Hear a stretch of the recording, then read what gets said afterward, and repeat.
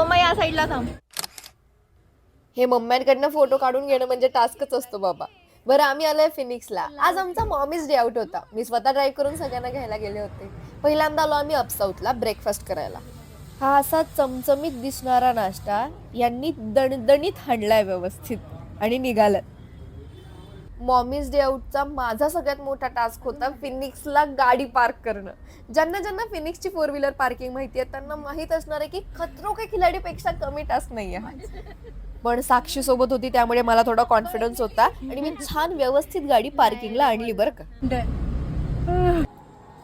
हा एलिव्हेटर सोडून आम्ही पार्किंग मध्ये चालत का फिरतोय माहितीये तुम्हाला? पण लिफ्टने का चाललोय मम्मी?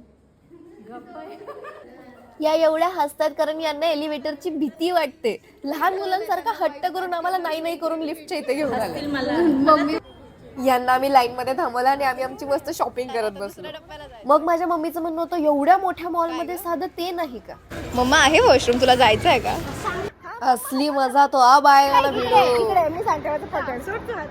काकू बघ कशा गेला.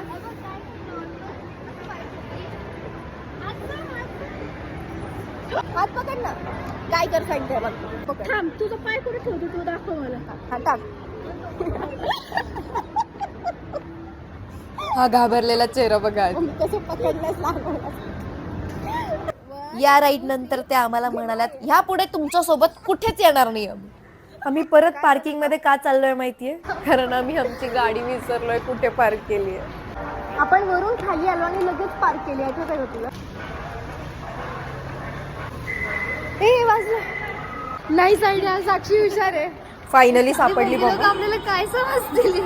जसं खाली उतरायचं टेन्शन होतं तसंच गाडी वर काढायचं पण टेन्शन होतं. पण ठीक आहे, साक्षी दीदी हो साथ तो डरने की क्या बात. त्यानंतर आलो आम्ही एरोला कारण आमच्या मम्म्यांची शॉपिंगच थांबत नव्हती.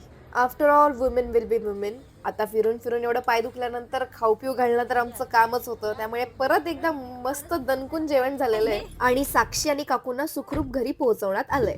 आणि कसं आहे ना, घराच्या बाहेर पडल्यावर आरूला भेटल्याशिवाय आम्हाला घरी जाऊ वाटत नाही. त्यामुळे आम्ही पटकन एक छोटी व्हिजिट केली आरूला आणि घरी आलो.